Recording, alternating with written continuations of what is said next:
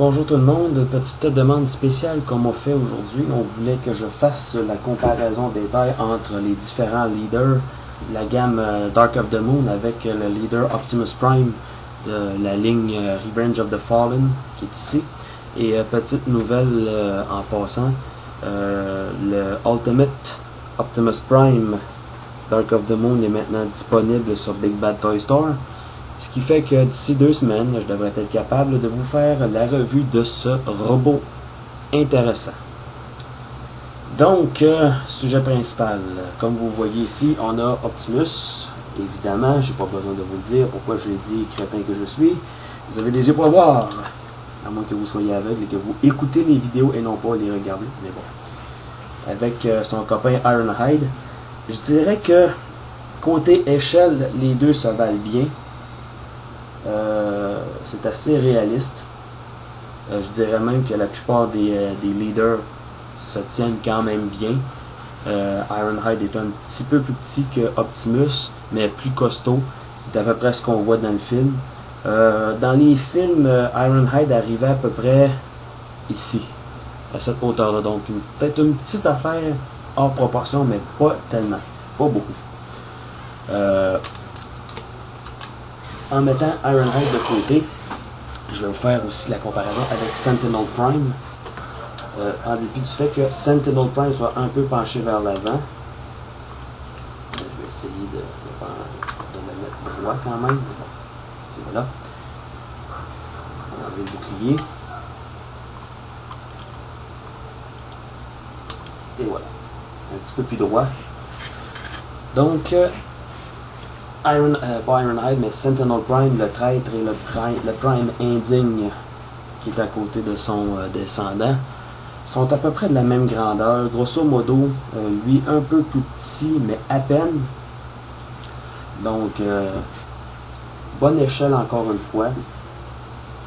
Quoique dans le film Dark of the Moon, que j'ai vu une seule fois seulement, selon mes souvenirs, Sentinel Prime est un petit peu plus grand, mais à peine.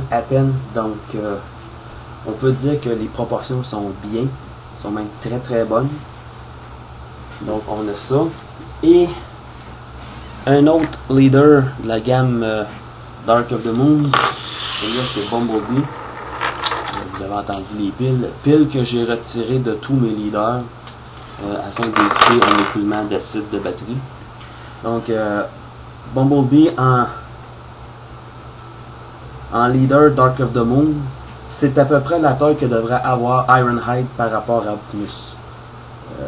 Déjà là, Bumblebee est un petit peu trop gros pour respecter l'échelle.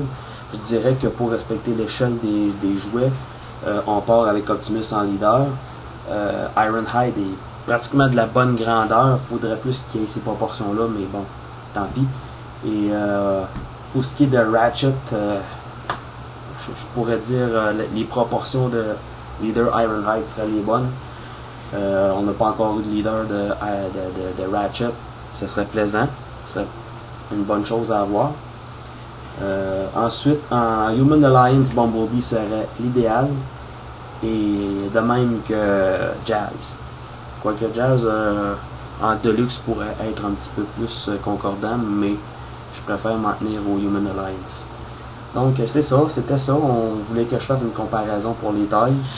Donc essentiellement, ces deux-là sont quand même pas si pires, quand même dans les bonnes proportions, peut-être un petit peu gros pour lui, mais ça reste que c'est des leaders et on aime les gros robots, on aime les robots bien détaillés, bien articulés. Et la gamme des leaders, à part quelques-uns, surtout le leader Megatron, Revenge of the Fallen, beaucoup le détestent, plusieurs l'aiment bien, certains le trouvent génial.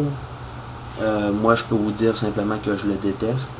Et une petite comparaison, si vous le voulez, avec Starscream, Revenge of the Fallen, ou plutôt celui-là c'est l'édition Hunt for the Decepticons, le leader. Donc on voit qu'ils sont quand même de la même grandeur au niveau de la tête. Même pour ce qui est des ailes, c'est quand même pas si dramatique comme comme différence de taille. Donc, vraiment, les leaders sont de très très bons jouets. C'est à peu près ça. Ah oui, juste en passant, pour faire une petite parenthèse, pour finir la vidéo. Je vous avais dit dans la vidéo revue de Leader Ironhide que j'étais pour retirer son masque, son faceplate. C'est fait. Ce que j'ai fait, en fait, ça a été de démonter la tête. Vous voyez le levier, il est encore à l'arrière, ici. En enlevant la plaque au complet, la pièce au complet, ça retire le levier et ça désactive le bouton ici. Donc on a beau appuyer sur ce bouton là, mais les voies ne fonctionnent plus et les lumières n'allument plus. Ce que j'ai fait, tout ce que j'ai fait, ça a été de couper la section avant et j'ai gardé l'espèce de pivot qu'il y a avec la pièce ainsi que le ressort. Donc, même s'il n'y a plus de faceplate, on peut appuyer dessus. Bon, là, j'ai retiré les batteries, hein, mais bon. Et ça facilite aussi les mouvements de la tête. Donc, tout ce que vous avez à faire, dans le fond, si vous voulez faire ça, vous avez juste à baisser le masque au maximum et avancer la tête, appuyer la tête vers l'avant, ça va la déclipper. Et tout ce que vous avez à faire ensuite, c'est juste une vis à l'arrière que vous avez à enlever. Ça sépare les deux sections, avant et arrière. Et puis, on enlève la pièce et c'est tout. Donc, voilà. Je trouve que ça rend service au personnage parce que ça lui donne une meilleure liberté de mouvement. Et bon, ok, on a les fils qui apparaissent un peu, mais ça ajoute au personnage une espèce de détail comme s'il avait des veines qui sortiraient du cou, donc c'est quand même pas mal. Donc voilà, ça c'était la vidéo comparaison pour les tailles entre les différents leaders avec Optimus Prime Revenge of the Fallen. Alors à la prochaine.